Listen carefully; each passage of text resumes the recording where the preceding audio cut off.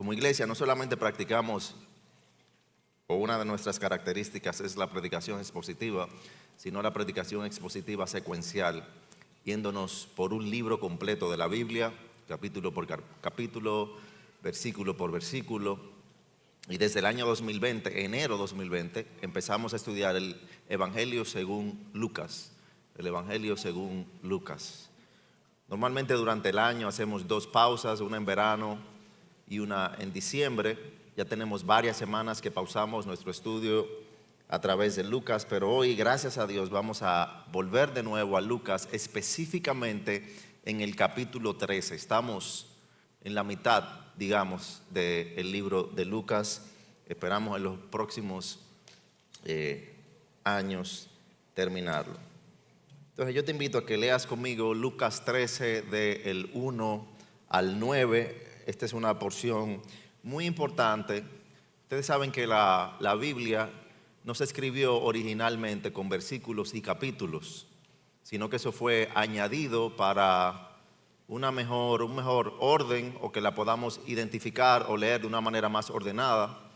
Yo no sé realmente por qué aquel grupo que dividió la Biblia en versículos y capítulos decidió poner esta parte en el capítulo 13, porque realmente es una conclusión que le está dando del capítulo 12. Pero ahí es que estamos, en la conclusión del sermón de Jesús, que tomó todo el capítulo 12. En ese sermón que él da, que empieza en el versículo 1 del capítulo 12, él tuvo varias interrupciones durante ese sermón. En el capítulo 13 vemos que un hombre lo interrumpe. Versículo 13 del capítulo 12, un hombre lo interrumpe para que Jesús pueda ayudarlo con un problema que tenía de una herencia que su padre había dejado, y su hermano se iba a quedar con todo, pidiéndole al Señor que interviniera. El Señor le dijo que no. En el versículo 41 del capítulo 12, Pedro interrumpe al Señor, hablándole o diciéndole que explique mejor la parábola de los siervos vigilantes que él había dado.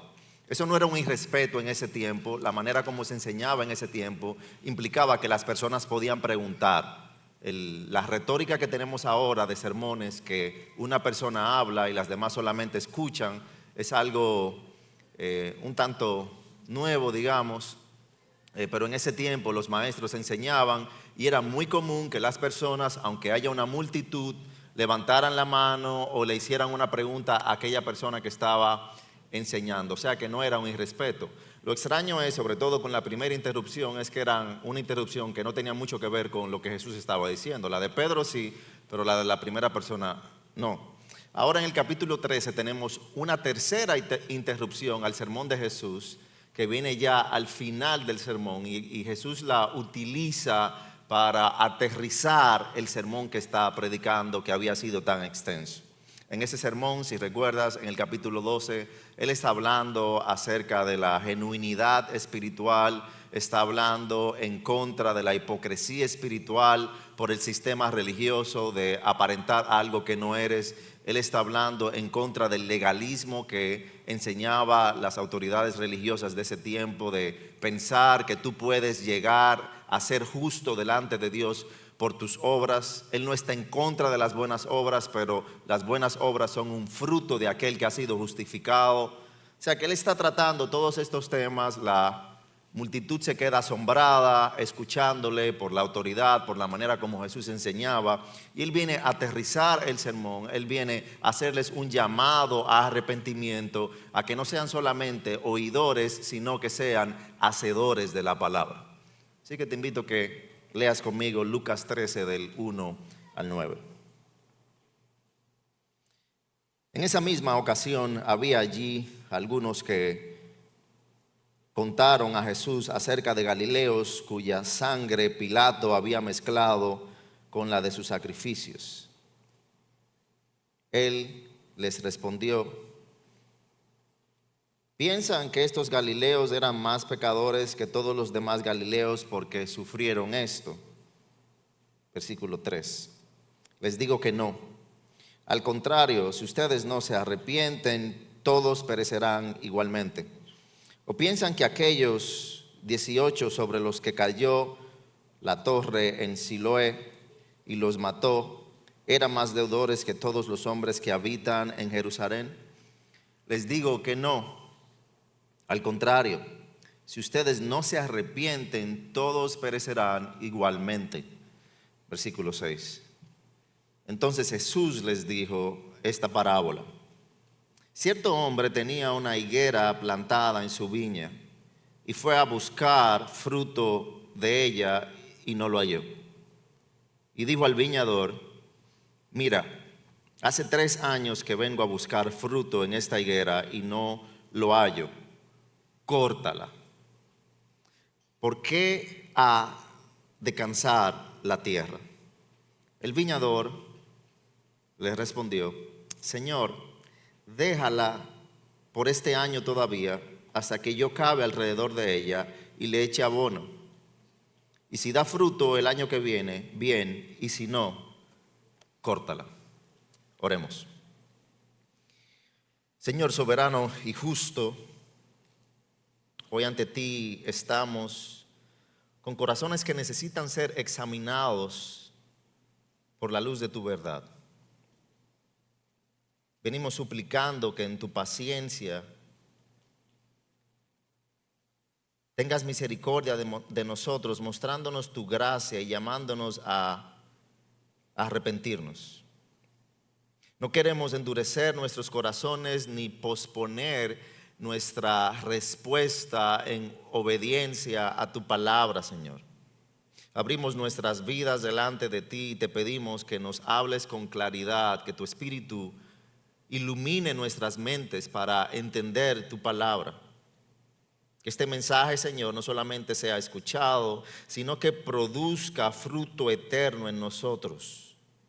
Despierta nuestra conciencia, quebranta nuestra autosuficiencia y muéstranos la urgencia de responder a tu palabra en arrepentimiento. No permitas, oh Dios, que seamos como la higuera infructuosa, disfrutando de tu gracia, pero sin responder con una vida transformada. Danos un temor santo que nos lleve a elegir sabiamente fruto o juicio, Señor. Espíritu Santo, de nuevo ilumina nuestras mentes, quebranta nuestras voluntades y obra en nuestros corazones para que no salgamos de este lugar sin haber sido confrontados y transformados por ti. Que el fruto del arrepentimiento sea evidente en cada uno de nosotros para la gloria de tu nombre. Oramos en el nombre de Jesús. Amén. Así que en Lucas 12 Jesús está instruyendo a aquellos que lo escuchan acerca de la importancia de ser genuinos en su relación con Dios. Ahora en Lucas 13 Él nos llama a reflexionar profundamente en tu vida espiritual. Él quiere asegurarse de que las personas no solamente escuchen, Él quiere asegurarse de que las personas actúen según lo que han escuchado. Él quiere asegurarse de que entiendan la urgencia de responder fielmente a la palabra de Dios. No basta con evitar el pecado evidente ni justificarnos. Necesitamos responder en arrepentimiento a la palabra de Dios. Y esa palabra arrepentimiento es una palabra que puede parecer hasta extraña en muchos círculos hoy, pero el arrepentimiento es algo vital en la fe cristiana. Dice John MacArthur acerca del arrepentimiento: el arrepentimiento no es solo una parte del mensaje del Evangelio, es el mensaje mismo. Es el cambio radical de corazón que nos lleva de la muerte a la vida. Y cuando la palabra habla de arrepentimiento, habla de un cambio radical. Yo estaba caminando hacia un destino y ahora que he visto la luz del Evangelio, que he conocido a Cristo, yo voy caminando en un destino totalmente diferente. No significa de que yo ahora sumo a Cristo al mismo camino, no, es que Cristo cambió toda mi dirección. Eso es algo un tanto extraño, en muchos círculos cristianos hoy, porque en muchos círculos hoy se predica un evangelio sin arrepentimiento, una relación con Cristo en la cual la voluntad del hombre sea la que prevalezca. Cristo es tu esclavo, Él se somete para hacer lo que tú quieras, tú sigues siendo Señor de tu vida, y eso es totalmente falso. ¿Cuáles son las características del evangelio contemporáneo, diluido hoy en día? Primero, para que puedas tal vez identificar algunos sermones, algunas iglesias, algunos mensajes que has escuchado. Lo primero, el evangelio diluido hoy en día se caracteriza por un evangelio, por ser un evangelio de autoayuda. Y cuando digo evangelio, quiero ser enfático en que no es el evangelio real, es un evangelio totalmente erróneo. Un evangelio de autoayuda que enfatiza el potencial humano, el amor propio en lugar de la necesidad de la cruz y la necesidad de ser transformados por el Espíritu Santo. Tú puedes seguir viviendo como eres, tú puedes seguir haciendo lo que eras, simplemente ahora sumas a Jesús a tu vida. Un evangelio de prosperidad que promete bendiciones materiales sin mencionar la renuncia al pecado y la obediencia a Dios. Y número 3, un evangelio sin señorío de Cristo, que presenta a Jesús solo como un Salvador, pero no como un Señor al cual debemos someternos. Es un evangelio erróneo porque es un evangelio antropocéntrico que está centrado totalmente en el hombre, lo que el hombre quiere, lo que el hombre desea. El hombre es el amo, el hombre es el dueño, el hombre es Dios. Jesús aquí en este pasaje de Lucas 13 enseña totalmente lo contrario. Él hace un llamado hacia la urgencia del arrepentimiento para evitar el juicio de Dios. Aquí en Lucas 13, Él nos da 3 verdades. Él te da 3 verdades para llevarte a un arrepentimiento genuino y salvar tu alma, para que puedas obrar, para que Él pueda obrar fruto eterno en tu vida. La primera verdad que Él quiere enfatizar en los versículos del 1 al 5 es que no te creas más justo que los demás. No te creas más justo que los demás. Eso es algo con lo que todos batallamos. Eso es algo con lo que el pueblo de Dios constantemente batalla, en pensar que yo soy mejor que el otro. Somos muy rápidos en agrandar el pecado del otro y somos muy rápidos en disminuir, en achicar mi pecado. El pecado del otro yo lo veo en un microscopio, lo veo grandísimo. Mi pecado yo lo veo en un telescopio, lo veo bien pequeño. Jesús va a enfatizar esto porque es algo que no solamente vemos en nuestros días, sino que es algo que prevalecía mucho en el contexto religioso de Jesús. Y de hecho, no solamente es algo que prevalecía mucho en el contexto religioso de Jesús, es algo que vemos desde Job, que es el primer material o el material más antiguo que tenemos de las Escrituras. Ve conmigo al libro de Job, para que veas a qué me explico. Ve conmigo a Job capítulo 4. Sabemos, Job fue un hombre que el Señor permitió que su fe fuera aprobada y él perdió su familia, sus hijos, él perdió sus pertenencias, él perdió sus bienes. Job era alguien íntegro ante los ojos del Señor, que fue retado por Satanás y el Señor permitió que Satanás obrara de esa manera, poniendo esas pruebas en la vida de Job para que se vea que la fe de Job era real. Porque Satanás le decía al Señor, o le dijo a Dios, bueno, él es íntegro, claro está, porque él es un hombre muy bendecido. ¿Qué pasaría si él pierde todo lo que tiene? Y en medio de eso que está pasando para probar el carácter de Job, vemos a amigos de Job que vienen delante de Job para ahora cuestionar su fe. Cuestionar su fe. En Job capítulo 4, desde el versículo 7, tenemos a Elifaz, que es un amigo que viene a hablar con Job. Y mira lo que le dice Elifaz, Job 4, 7. Recuerda ahora, ¿quién siendo inocente ha perecido jamás? ¿O dónde han sido destruidos los rectos? Por lo que yo he visto, los que aran iniquidad, y los que siembran aflicción, esos ciegan. Por el aliento de Dios perecen, y por la explosión de su ira son consumidos. Elifaz le está diciendo a Job: tú estás pasando, tú estás atravesando todas esas pruebas porque tú no eres una persona justa. Tú estás pasando todo eso porque tú sembraste para mal y estás cosechando para mal. Él está culpando a Job de las calamidades que Job está atravesando. Más adelante, sigue ahí en Job capítulo 15. Job capítulo 15. Estoy escuchando las Biblias sonar. No van a aparecer en la pantalla, no se preocupe.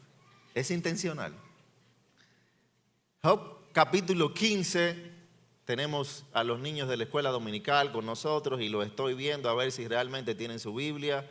Acérquenmele las Biblias a los niños para que ellos puedan. Adrián me está enseñando la del vecino. Bueno, siéntate al lado de él, Adrián, no te preocupes, y ustedes leen juntos. Job capítulo 15, desde el versículo 20, vemos lo mismo. Todos sus días el impío se retuerce de dolor, y contados están los años reservados para el tirano. Ruidos de espanto hay en sus oídos. Mientras está en paz, el destructor viene sobre él. Él no cree que volverá de las tinieblas y que está destinado para la espada. Vaga en busca de pan diciendo: ¿dónde está? Sabe que es inminente el día de las tinieblas. La ansiedad y la angustia lo aterran, lo dominan como rey dispuesto para el ataque, porque él ha extendido su mano contra Dios y se porta con soberbia contra el Todopoderoso.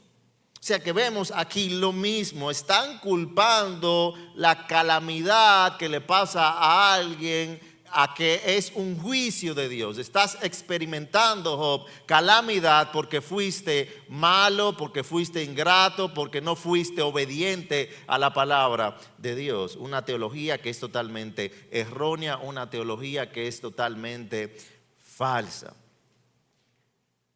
Una teología que prevalece mucho hoy. Ve conmigo a Salmo capítulo 73. Mira, vamos a ver esto una vez más, una perspectiva más clara de esto.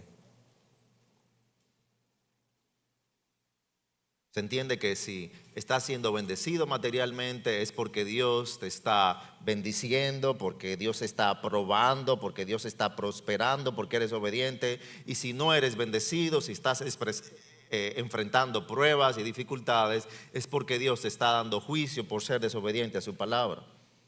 Esa mentalidad claramente pasa por alto la realidad de que Dios no solamente tiene lo que conocemos como gracia específica, que es la gracia donde Él enseña a Jesucristo a sus escogidos, pero Dios también tiene algo que se llama gracia general, donde Él permite que llueva bendición sobre el incrédulo y también sobre el justo. Mira cómo el Salmo 73 lo plantea desde el versículo 3.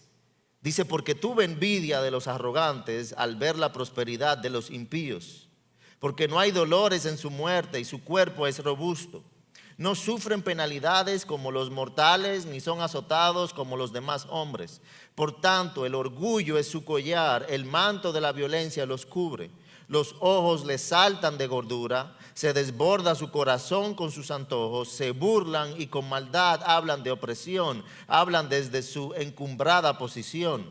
Contra el cielo ha puesto su boca y su lengua se pasea por la tierra. Lo que está diciendo es algo que tal vez te pasa a ti cuando ves a alguien que es impío, que es totalmente desobediente a la palabra de Dios, pero se ve prosperado económicamente, se ve prosperado físicamente. Tú dices: yo no entiendo esa lógica. ¿Cómo el Señor permite esto? ¿Será que el Señor está probando el modo de vida de esa persona? Y también te pasa cuando se ve al revés, cuando vemos una persona que se ve fiel a Dios, que se ve obediente a la palabra de Dios, que se ve dedicado a las cosas del Señor y está pasando aflicción. Porque el Señor permite que el justo perezca y permite que el injusto florezca en medio de lo que vivimos en la tierra. Hay muchos en nuestros días que se aferran a un evangelio irreal, que creen que el ser bendecido físicamente implica que Dios está aprobando tu vida. Y aunque estoy viviendo en desobediencia a la palabra de Dios, yo estoy siendo bendecido. Hay muchas veces que los creyentes lidiamos con lo contrario. Cuando tengo aflicción tras aflicción, ¿por qué será que el Señor está permitiendo esto? ¿Será que yo he sido desobediente? ¿Será que yo no estoy honrando a Dios como debo? Bueno, eso es lo mismo que vemos que está pasando en la tercera interrupción del sermón de Jesús aquí en Lucas capítulo 13. Viene un grupo que está presentándole dos situaciones a Jesús que atravesaron algunas personas. La primera situación que enlistan aquí es cuando Pilato derramó sangre de galileos que ofrecían sacrificios, y también presentan un desastre natural donde murieron 18 personas cuando una torre cayó en Siloé. Ambos episodios presentaron preguntas comunes a estos creyentes que vienen a cuestionar al Señor. Ellos le presentan esto porque le dicen, como son galileos, recuerda el problema que había nacional y personal entre el pueblo judío y los galileos. Ellos están viendo estas personas que están sufriendo y básicamente le están implicando al Señor que si esas personas están sufriendo a causa de su pecaminosidad, ellos querían buscar a alguien que pudiera afirmar lo que ellos estaban pensando internamente. No sabemos el detalle de las historias que le presentan a Jesús aquí, no sabemos el trasfondo. Claramente es una escena terrible, ambas historias. Ahora bien, sí vemos en la respuesta de Jesús cómo debemos redireccionar nuestro pensar cuando ese tipo de evangelio de prosperidad o de pensar de que el justo o la persona sufre solamente por el juicio de Dios. Mira cómo Jesús no entra en una discusión sobre la justicia de este acontecimiento, sino que redirige la conversación a la necesidad universal de arrepentimiento. Mira el versículo 2. Ellos le presentan, le cuentan a Jesús acerca de los galileos cuya sangre Pilato había mezclado con las de sus sacrificios. Recuerda que Pilato no era alguien que era muy amigable con los judíos, era alguien que hasta tomaba de las ofrendas del pueblo para la construcción de sus obras. Y entonces mira la respuesta que Jesús le da. ¿Piensan que estos galileos eran más pecadores que todos los demás galileos porque sufrieron esto? Jesús conoce lo que hay detrás de la pregunta que ellos vienen y le traen a él. Les digo que no. Versículo 3, al contrario, si ustedes no se arrepienten, todos perecerán igualmente. ¿Qué le está diciendo?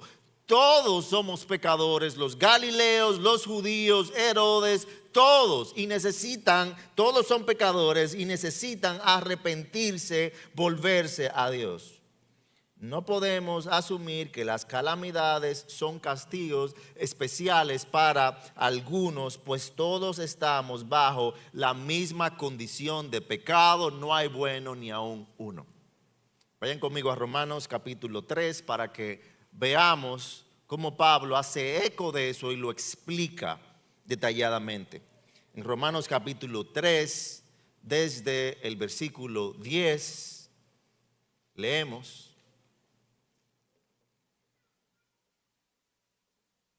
Hemos leído esta porción varias veces, pero yo quiero enfatizarla de nuevo, yo quiero que se quede en tu mente, yo quiero que lo recuerdes. Yo quiero que tu niño sepas esta realidad. Romanos 3, desde el versículo 10. Como está escrito, no hay justo ni aun uno. No hay quien entienda, no hay quien busque a Dios. Todos se han desviado, a unas se hicieron inútiles. No hay quien haga lo bueno, no hay ni siquiera uno.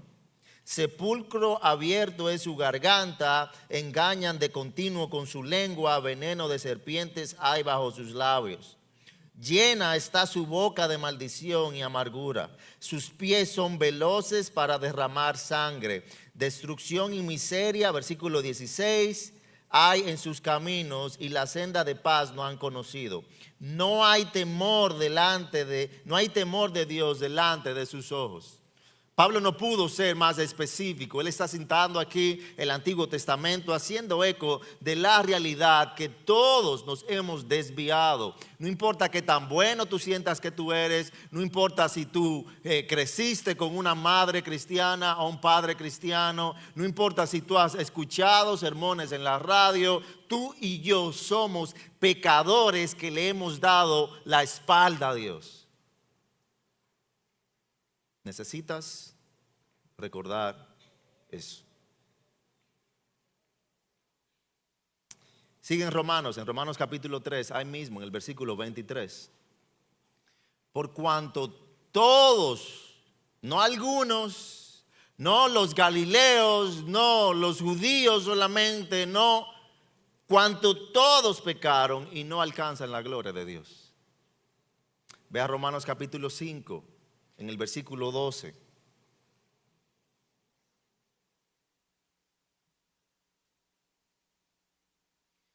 Romanos 5:12 dice: por tanto, tal como el pecado entró en el mundo por medio de un hombre y por medio del pecado la muerte, así también la muerte se extendió a todos los hombres porque todos pecaron. Padre, tú necesitas recordar que tu hijo es pecador y necesita a Cristo. Tú necesitas recordar, hermano, que tus amigos, tus compañeros de trabajo, tus familiares necesitan a Cristo, son pecadores. El rico, el pobre, el sano, el enfermo, el pequeño, el grande, todos somos pecadores. Por lo tanto, nuestra mayor necesidad es de arrepentimiento. Por eso Jesús es enfático aquí en Lucas capítulo 13 y lo repite 2 veces, no solamente una vez. Lo ves ahí en el versículo 3, lo ves también en el versículo 5. Versículo 3 de Lucas 13: les digo que no, al contrario, si ustedes no se arrepienten, todos perecerán igualmente. Versículo 5, les digo que no, al contrario, si ustedes no se arrepienten, todos perecerán igualmente. No se trata de los galileos, no se trata de Herodes, es que todos necesitan arrepentirse delante de Dios. El arrepentimiento es algo personal. Cada persona debe examinar su vida y ver su condición delante de Dios y correr hacia Cristo arrepintiéndose de su pecado. Jesús lo ilustra muy claramente en Mateo capítulo 7, desde el versículo 3. Vemos que él dice en Mateo 7:3, mira lo que decía anteriormente, cómo somos rápidos para ver el pecado del otro, pero somos lentos para ver nuestro propio pecado. Dice Mateo capítulo 7, versículo 3, ¿por qué miras la mota que está en el ojo de tu hermano y no te das cuenta de la viga que está en tu propio ojo? ¿O cómo puedes decir a tu hermano, déjame sacarte la mota del ojo, cuando la viga está en tu ojo? Hipócrita, saca primero la viga de tu ojo y entonces verás con claridad para sacar la mota del ojo de tu hermano. Somos prontos para ver el pecado del otro, pero somos muy lentos para ver nuestro propio pecado. Yo vi esta semana una foto que publicó alguien, una personalidad del medio con su familia, y a mí también, como a ti seguro, cuando uno ve una foto o un meme, la mayor curiosidad es ¿qué dirán los comentarios? Estoy aquí por los comentarios.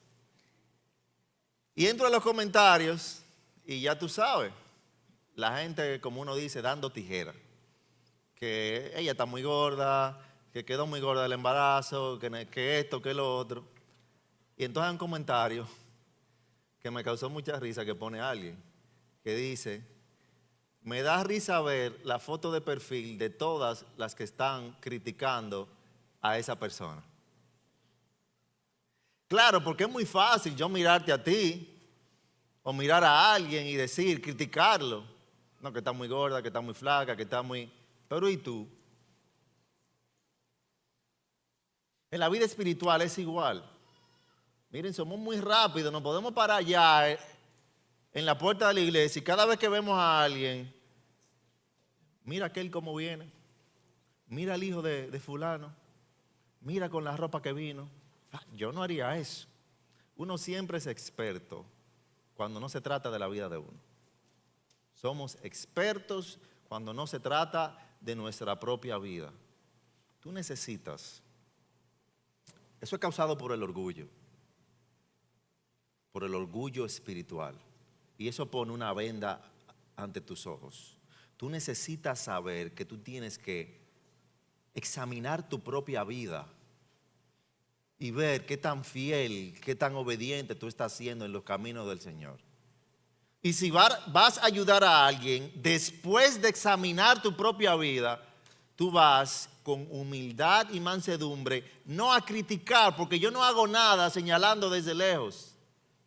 Es a ayudar, a restaurar al hermano, a comprender su situación, ayudarlo en medio de su caminar con Cristo. Martín Lutero, en la primera de sus 95 tesis, dijo: toda la vida del creyente debe ser una vida de arrepentimiento. Toda la vida, eso no se va a acabar mientras estemos en este lado del sol. Toda la vida, continuamente, su palabra va a estar mostrándote tu necesidad de arrepentimiento, porque no se trata de una sola vez, es que continuamente su palabra va a ir descubriendo tu pecado y tenemos que orarle a Él.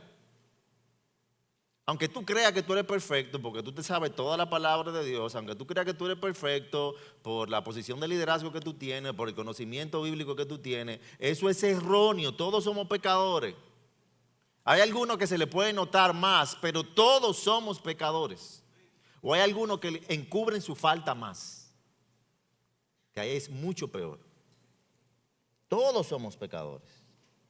Por lo tanto, en lugar de señalar el pecado ajeno con autosuficiencia, debemos reconocer nuestra necesidad y la gracia de Dios. Venir a Cristo con corazones humillados y pedirle que nos cambie. Señor, aun si tú identificas eso, ese orgullo, Señor, cambia mi corazón, ayúdame a no juzgar tanto a los demás, ayúdame a ayudar a otros. El segundo punto, el primer punto, no te creas más justo que los demás.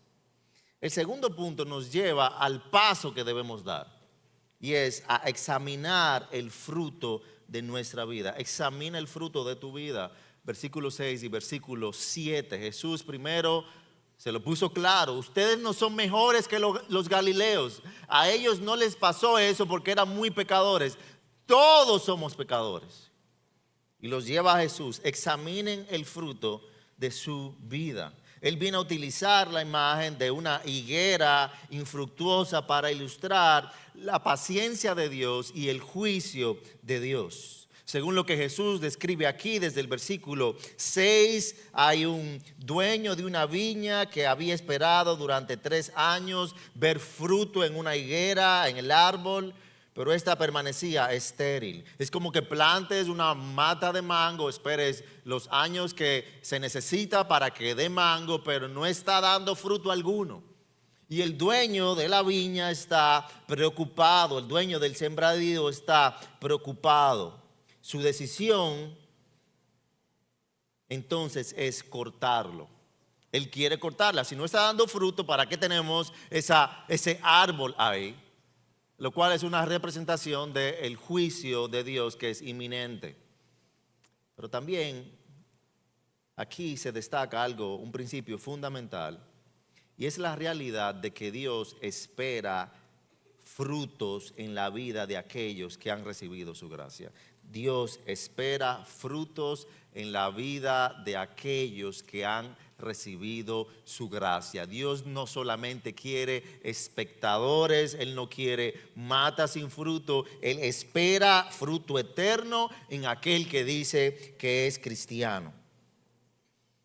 Como dije, esto es algo que va contrario al evangelio falso que se predica mucho hoy en día, de que muchos dicen: yo soy cristiano pero a mi manera. Yo soy cristiano, pero el cristianismo es mi relación con Dios y yo lo vivo como yo quiera. Eso es totalmente falso. Esas frases que escuchamos de que Dios solo ve tu corazón, no importa cómo vivas. Esas frases que escuchamos de no puedes juzgar a otros por sus acciones. Esas frases que escuchamos de que una vez que aceptaste a Cristo, ya no importa lo que hagas. Ese tipo de predicación debilita el verdadero mensaje del evangelio. No es un evangelio real, no es lo que Jesús predicó. La fe genuina no es solo una declaración verbal, sino una vida cambiada por el Espíritu Santo. Por eso, aunque se ha popularizado mucho en el contexto cristiano por los últimos 50 años, el decir que una persona porque levantó la mano o repitió una oración, ya esa persona es creyente, eso es falso. Eso no es real. No se trata de que yo soy cristiano, sí, pero él hace 3 años, él pasó hacia adelante y él repitió una oración. ¿Y alguna vez tú ves ese ejemplo en la Biblia? No. El hombre rico viene donde Jesús: ¿qué puedo hacer para ganar la vida eterna? Yo lo he dicho varias veces, si fuera en nuestro contexto, le decimos: repite esta oración, aplaudiríamos y esa persona es salva. Le ponemos el sello de que ha sido salva. ¿Qué Jesús hace? Lo confronta con su pecado y lo llama: ¿tú quieres la vida eterna? Le dan el pelado, como decimos. ¿Tú quieres la vida eterna? Entonces, tú tienes que dejar, porque Jesús conocía. Toma tu dinero, todo el que tienes, véndelo y dáselo a los pobres. Jesús está diciendo que él debía comprar su salvación. No. Es que Jesús sabía que el Dios de ese joven era el dinero y que él quería permanecer aferrado a su dinero, pero ir hacia el cielo. Es falso, totalmente erróneo asumir que porque una persona repitió una oración o levantó una mano es creyente. Ese puede ser el inicio de ver, el inicio. Muchos de ustedes se preguntan por qué aquí en la iglesia, por ejemplo, no hacemos un llamado como se suele hacer en muchos contextos. Pastor, ¿por qué no hacen un llamado para que las personas pasen adelante y así saber si hay nuevos creyentes? Porque algo que yo he visto es que eso confunde a muchas personas y lo pone a pensar una posición que no son. Aquí por muchos años hacíamos llamado así al final del sermón. Y ahí estaba todo el cojo convertido, supuestamente. Y la persona puede llorar y habían personas que eran creyentes, pero se sumaban al llamado. Eso no tiene un efecto especial, mi hermano. No es que tú tienes que pasar adelante o que el pastor tiene que hacer un llamado para que tú seas creyente. Eso es falso. Eso tú no lo ves en el texto bíblico. Si hacemos un llamado, mira, si al finalizar tú quieres hablar sobre tu vida espiritual, vamos a estar aquí, vamos a hablar contigo, vamos a explicarte lo que es la fe cristiana. Y oramos contigo. Ahora, yo no asumo que una persona, porque ore conmigo y es creyente, Dios permita que sí, yo oro por eso, pero puede ser que no. Ahora, ¿cómo se va a ver? En la manera como actúe. Si pues habéis resucitado con Cristo, buscad las cosas de arriba, Pablo dice. Sí, no de afirmación. Si pues habéis resucitado con Cristo, buscad las cosas de arriba. ¿Cómo se ve si una persona es creyente, es genuina, si está buscando las cosas de arriba? ¿Me entienden? No se trata de lo que yo diga, solamente, se trata de lo que yo haga. Yo debo confesar con mi boca una realidad, que Jesús es Señor. Pero si esa confesión de la boca no se ve en los hechos, usted no es creyente. No importa quién te bautizó, no importa quién te afirmó que tú eres creyente. Si lo que tú dices no se ve en tus hechos, tú no eres creyente. Tienes que entender esa realidad. Ah, pero yo no puedo caer en pecado, yo no puedo. Sí, porque es que no somos perfectos. No somos perfectos y lo sabemos. Pero tu necesidad de arrepentimiento, ese deseo, yo caí, pero yo no me estoy deleitando en el pecado. Yo caí, yo he pecado, pero yo no solamente me siento mal con el Señor, sino que yo estoy dándole la espalda a mi pecado y abrazando a Cristo y suplicándole, quítame este pecado. Y hay veces que uno batalla por tiempo con pecado y el Señor tiene gracia, pero yo tengo que arrepentirme. Esa es la muestra genuina de que yo soy creyente. No importa quién te haya dicho lo contrario. El apóstol Pablo, en Santiago capítulo 2, versículo 19. Santiago capítulo 2, versículo 19. Oye lo que dice. Escucha, tú que estás descarriado 700 veces y sigues diciendo que eres cristiano. Escucha, Santiago 2, 19. Tú crees que Dios es uno, haces bien. También los demonios creen y tiemblan. Eso da durísimo en la teología falsa que se vende hoy en día. Ah, que tú lloras en el servicio y que tú crees que el Señor es uno. Muy bien. Hasta los demonios creen eso. Está diciendo Santiago ahí. Recuerden cómo los demonios ya hemos pasado, que Jesús llega a un sitio, hay demonios y los demonios se asustan con el Señor y lo reconocen como Señor. Si tú crees así, tú has llorado, bien, hasta los demonios hacen eso. Pero, ¿estás dispuesto a admitir, oh hombre vano, que la fe sin obras es estéril? Es muerta. Eso es Santiago, no soy yo. Él está dejando claro ahí que una fe sin evidencia es una fe muerta.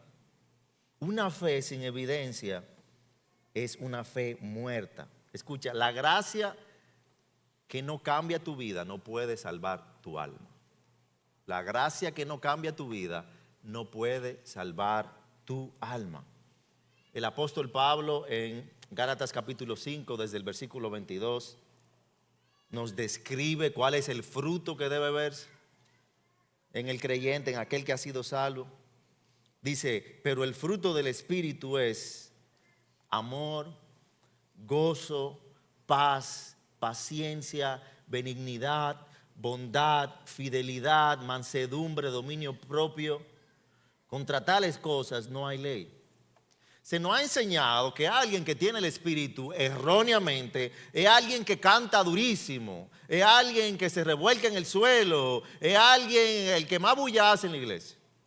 Que alguien que tiene el Espíritu es alguien que predica. Se nos ha enseñado eso erróneamente. Pero eso es falso. Que yo puedo cantar con energía, amén. Que tú puedes levantar tu mano, amén. Eso es bueno.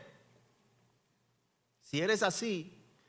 Pero no es obligatorio que, porque a veces pensaba cuando veíamos un hermano que estaba calladito, ese está en pecado. Si había un hermano calladito, hasta podían venir diáconos y pastores a orar por él. ¿Qué pecado es que tú tienes? Ese es el fruto, lo que dice Gálatas capítulo 5. Si ese fruto no se está viendo en tu vida, tú necesitas arrepentirte. El fruto del Espíritu no es hablar en lengua, no es profetizar. El fruto del Espíritu es ese que está ahí. Tú puedes ser cristiano sin hablar en lengua. Tú no puedes ser cristiano sin tener ese fruto. Ah, que estamos en una batalla para que eso sea una realidad en nuestra vida. Sí. pero yo me voy arrepintiendo. Yo no soy algo que digo, es que yo no tengo gozo, yo no tengo paz, yo no tengo paciencia. Sí, tú no lo tenías antes de Cristo, pero el Espíritu Santo lo obra en ti. Porque no somos nosotros.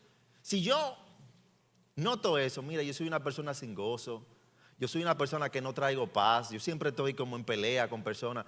Órale a Dios y pon de tu parte. Espíritu, dame la fortaleza para yo tener paz, para yo no ser una persona divisiva, para yo dejar de gritarle a mi familia, a mis hermanos, para yo dejar la pelea. No te justifiques diciendo, es que yo soy así. Porque entonces tú lo que estás diciendo es que te quieres quedar en tu condición de pecado. El reconocer es bueno, el llorar y sentirme mal es bueno, pero yo tengo que buscar cambiar. No puedo excusar el no fruto del Espíritu en mi vida diciendo, es que yo soy así. ¿Qué tú le vas a decir, alma de Dios, a Dios cuando te presente delante de Él? Discúlpame, Dios, es que yo era así. Es que los Caldosas, los santiagueros somos así. Lo del Cibao, lo del Sur, es que se me metió él. Es que yo era así. Tampoco excuses a lo externo. Es que ellos me agitaban. Yo tengo él está aquí, yo tengo una conversación continua con mi hijo.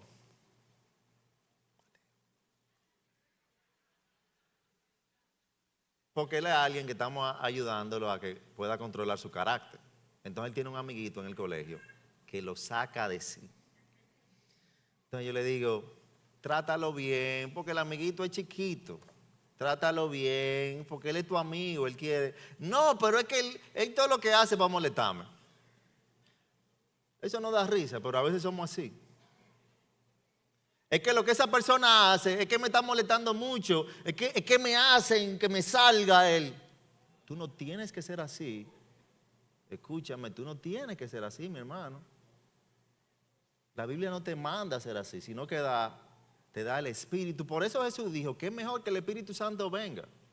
Y tenemos un Dios tan personal y cercano que Él viene a morar en nosotros.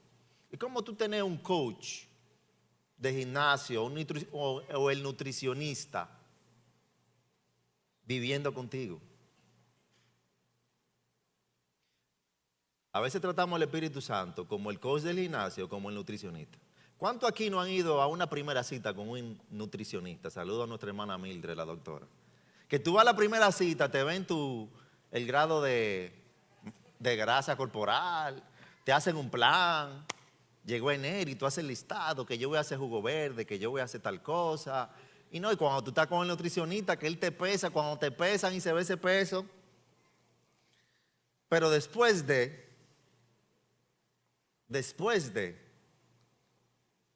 no seguimos el plan.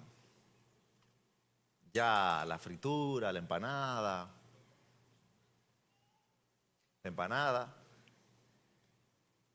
ya. Pero entonces somos tan ilusos que cuando tenemos que volver a verlo, si volvemos, porque yo fui a uno con Yamel hace como 3 años y más nunca volví donde esa señora. Pero si volvemos en esa semana o hasta ese mismo día, no hemos hecho nada por meses, pero ese mismo día ya me peso y empiezo a tomarme un jugo verde y ese día sí voy al gimnasio, corro. Y somos tan ilusos que nos vemos en el espejo y porque corrimos un día o fuimos al gimnasio un día, ya mira cómo estoy, mira, wow. Tú vas donde esa persona. ¿Cuánto dicen, amor? Y con el Espíritu Santo, lamentable y tristemente, somos así. Venimos a la iglesia, somos confrontados y sí, yo voy a cambiar, pero cuando me voy sigo en lo mismo. Ese material de Hablemos del Sermón, los devocionales que vamos a empezar a mandar a partir de mañana, es para que sigamos pensando en eso con lo cual hemos sido confrontados por parte del Señor. Si el Espíritu Santo habita en una persona, su vida debe reflejar el fruto del Espíritu. Y el Espíritu Santo no se va. Él no viene cuando tú en la iglesia y después se va. Si tú eres creyente, el Espíritu Santo siempre mora en ti. Lo que en muchos casos no dejamos que Él controle nuestras acciones. Algo que Jesús con esta parábola de la higuera estéril también está enfatizando es la realidad de que Dios es paciente, pero su juicio es seguro, algo que necesitamos recordar. El Señor es paciente, pero su juicio es seguro. Mira cómo el dueño de la viña mostró paciencia por 3 años con esta viña. Pero él después de 3 años dijo, hay que cortarla porque no da fruto. De la misma manera, Dios es paciente con nosotros, los pecadores, dándonos la oportunidad para arrepentirnos. No es que tú te estás saliendo con la tuya, con el pecado que tú estás haciendo. Es que Dios está siendo paciente. Él está siendo misericordioso. No es que Él está probando tu pecaminosidad. Pero ha pasado tanto tiempo y Dios no ha hecho nada malo en mi vida. Entonces, no confundas la paciencia y la misericordia de Dios con la aprobación de Dios. Mira lo que dice 2 de Pedro capítulo 3 versículo 9. El Señor no se tarda en cumplir su promesa, según algunos entienden la tardanza, sino que es paciente para con ustedes, no queriendo que nadie perezca, sino que todos vengan al arrepentimiento. La paciencia de Dios no debe ser malinterpretada como indiferencia. La oportunidad de arrepentimiento tiene un límite. Eventualmente, si no hay fruto, el árbol será cortado. Mira cómo dice Mateo capítulo 3, versículo 10. El hacha ya está puesta a la raíz de los árboles. Por tanto, todo árbol que no da buen fruto es cortado y echado al fuego. Y tú sabes la realidad de esto, que no sabemos cuándo eso puede pasar o cuándo eso va a pasar. Porque tenemos los días contados en esta tierra, pero no sabemos cuándo se termina la vida. Hay casos que el Señor le da oportunidad y en su paciencia y misericordia tú tienes mucha oportunidad, pero llega un día cuando tú no lo esperas que Él te llama delante de su presencia. Y ahí sí ya no hay oportunidad. Ya después que pases de esta vida no va a haber oportunidad de arrepentimiento. No importa cuánto tiempo tú estabas en la iglesia, no importa quién era tu papá, no importa quién era tu mamá. Te pregunto, ¿cómo se ve el fruto del arrepentimiento en tu vida? ¿Qué tanto tu vida refleja el sometimiento del Espíritu Santo? ¿Estarás confundiendo la paciencia de Dios con indiferencia de Dios? ¿O vas a actuar viendo la urgencia del arrepentimiento? Recuerda la frase que dijo John Owen: mata el pecado o el pecado te matará a ti. Mata el pecado o el pecado te matará. Hay que actuar rápidamente, no esperes, no dejes para mañana lo que puedes hacer hoy.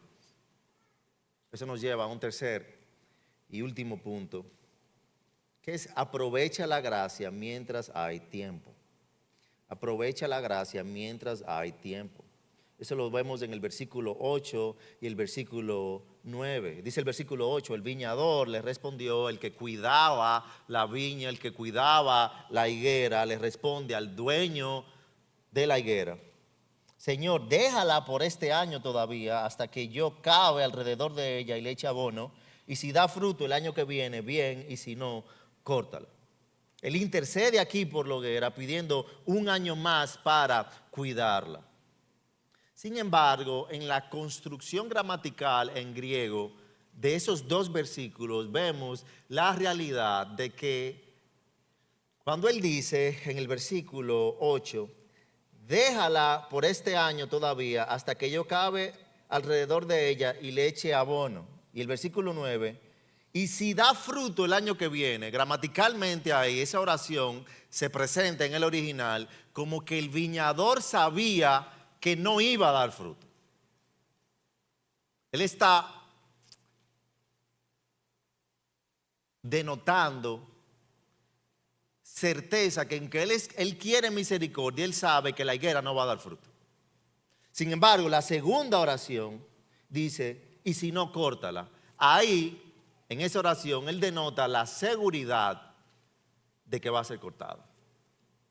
Vamos a dejar que a desempacar un poco esto para que entiendas lo que Jesús está diciendo aquí. Aquí, en esta parábola, el dueño de la viña es obviamente Dios. El dueño de la viña es obviamente Dios. La higuera es obviamente no la iglesia específicamente, sino Israel. Y te voy a explicar más adelante.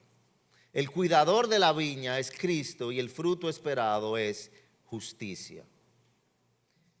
El dueño de la viña es Dios, la higuera es Israel, el cuidador de la viña es Cristo, el fruto esperado es justicia. Dios había plantado en su tierra la expectativa de justicia. De hecho, desde el Antiguo Testamento, puedes ir conmigo, por ejemplo, al libro de Isaías. Se utiliza una parábola muy similar a esta. En Isaías capítulo 5 se nos da la parábola de la viña. En el versículo 1 de Isaías 5 dice, cantaré ahora a mi amado, el canto de mi amado acerca de su viña. Mi bien amado tenía una viña en una fértil colina, la cavó por todas partes, quitó sus piedras y la plantó de vides escogidas, edificó una torre en medio de ella y también excavó en ella un lugar. Esperaba que produjera uvas buenas, pero solo produjo uvas silvestres. Israel fue el pueblo escogido por Dios. Vemos en el Antiguo Testamento, vemos eso en la promesa, en el pacto abrahámico, el pacto que hace Dios con Abraham. Vemos la confirmación de eso, no solamente con Abraham, pero vemos cómo el Señor escoge su pueblo, Israel, en el libro de Éxodo, y vemos la relación de Dios con su pueblo. A pesar de cómo Dios les había dado tantos privilegios, el pueblo de Israel había tomado por sentado la gracia y misericordia de Dios en sus vidas. Y continuamente el Señor les llamó a arrepentimiento, pero ellos ignoraban a Dios. De hecho, Jesús, hay una frase que seguro conoces, que dijo, a los suyos vino, pero los suyos no les recibieron. Jesús, como el cuidador de la higuera, estuvo ministrando unos 3 años con el pueblo de Israel. Sin embargo, no le reconocían como el Mesías prometido que ellos estaban esperando y que aún el pueblo judío está esperando.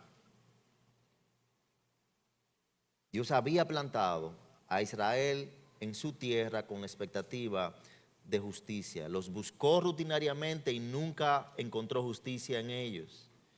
Israel se negó a escuchar y recibir al mismo Jesucristo. Y Dios determina que es tiempo para juzgar. Jesús intercede, pero el mismo Jesús, como cuidador de la higuera, sabe que no se van a arrepentir. Y puedes abundar un poco más sobre eso en Romanos capítulo 7, 8, 9, que Pablo presenta ese argumento. Ahora, ¿qué pasó? Volviendo a Lucas capítulo 13, ¿qué pasó con la viña? ¿Qué pasó con esto luego de que él dice, vamos a darle 1 año más y si no se arrepiente, córtala? No sabemos. Porque por alguna razón Jesús deja la narración, la parábola en suspenso. Él lo deja, no sabemos específicamente qué pasó en la historia, en la parábola que Jesús está dando. Esto porque Él quiere dejarlo en suspenso para que no solamente vaya para el pueblo de Israel, sino para también nosotros, la iglesia. Él quiere que entendamos la urgencia del arrepentimiento que todos tenemos porque somos pecadores y que no confundamos la paciencia de Dios con indiferencia de Dios. El día de salvación es hoy. Si escuchas la voz de Dios, no endurezcas tu corazón. Él quiere resaltar eso. Este es un retrato de la paciencia, de la misericordia de Dios. Sin embargo, no debemos confundir eso con indiferencia de Dios. No pensemos que la gracia que se nos extiende hoy es infinita, tendrá fin como tus días. Aplicaciones finales en base a eso. Número 1, no te engañes con una fe sin frutos. El verdadero arrepentimiento se evidencia en tu vida diaria.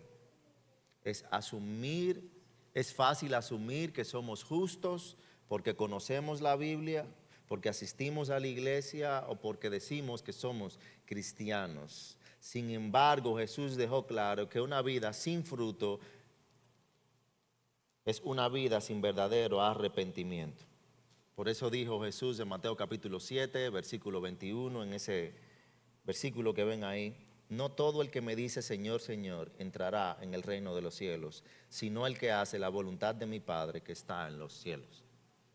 No todo el que me diga Señor, Señor, entrará en el reino de los cielos, sino el que hace la voluntad de mi Padre. No te engañes con una fe sin frutos. Número 2, eso te llama a examinar si en tu vida hay fruto visible. Eso te llama a tener a alguien con quien hablar que pueda confrontar tu vida, a ver las cosas que te señala tu pareja, tus padres, tus amigos, tus líderes, tus pastores. A dar fruto, eso te llama de arrepentimiento genuino, como Jesús dijo en Mateo capítulo, como dijo Juan en Mateo capítulo 3, versículo 8. Número 2, no malinterpretes la paciencia de Dios. Su gracia tiene un límite. Su gracia tiene un límite. La parábola de la higuera nos muestra que Dios es paciente, pero su juicio es seguro. Dijo el autor de Hebreos en Hebreos capítulo 3, versículo 15. Hoy, si ustedes oyen su voz, no endurezcan su corazón. No postergues el arrepentimiento. No pienses, bueno, cuando el Señor me llame, el Señor te está llamando ahora mismo. Cuando se abre el cielo, no, el Señor te está llamando ahora mismo. No postergues el arrepentirte delante del Señor. Dios ha sido paciente contigo. ¿Cómo responderás a esa paciencia? Busca a Dios mientras puede ser hallado. Mira esta cita de Jonathan Edwards. La justicia divina, creo que aquí hay personas que necesitan escuchar esto. La justicia divina nunca ha estado tan cerca de ti como lo está ahora y puede caer en cualquier momento. El Señor te está hablando hoy. Hoy es el día de cambio, no mañana. Número 3, responde a la gracia de Dios con urgencia y compromiso. Jesús deja la parábola abierta porque la respuesta depende de nosotros. Dios te ha dado oportunidades a ti, pero ¿estás respondiendo con un corazón rendido a Dios, siendo obediente? Dice Pablo en 2 de Corintios capítulo 6, versículo 2, miren, ahora es el tiempo favorable, ahora es el día de salvación. Toma en serio tu relación con Dios, no vivas de manera superficial con el Señor. Él quiere conocerte, Él quiere transformar tu vida. Órale para que el Espíritu obre fruto. Yo sé que a veces es frustrante, el pecado frustra. Pero órale, Señor, obre en mi vida. Busca los recursos que el Señor te ha dado en su gracia, la iglesia, las relaciones. Necesitamos relacionarnos. Por algo el Señor instituyó la iglesia. Es para su gloria y para nuestra edificación. El mensaje de este pasaje es claro, mis hermanos. No hay lugar para la indiferencia espiritual. Dios te llama a un arrepentimiento genuino y Él te recibe hoy. No endurezcas su corazón. Cierro con las palabras de Spurgeon. El arrepentimiento es un cambio de corazón, un cambio de mente y un cambio de vida. si no hay fruto, el arrepentimiento es falso. No importa si te sientes mal, no importa si lloras, si no se está evidenciando fruto, el arrepentimiento es falso. Arrepiéntete y busca a Dios de corazón hoy. Te invito a que ahí donde estás puedas reflexionar en la palabra de Dios, pensar en cómo hoy voy a poner en práctica este mensaje que hemos visto. Este es un buen momento en preparación para la cena del Señor, que es algo que vamos a celebrar ahora. Así que les invito ahora a tomar estos minutos para reflexionar.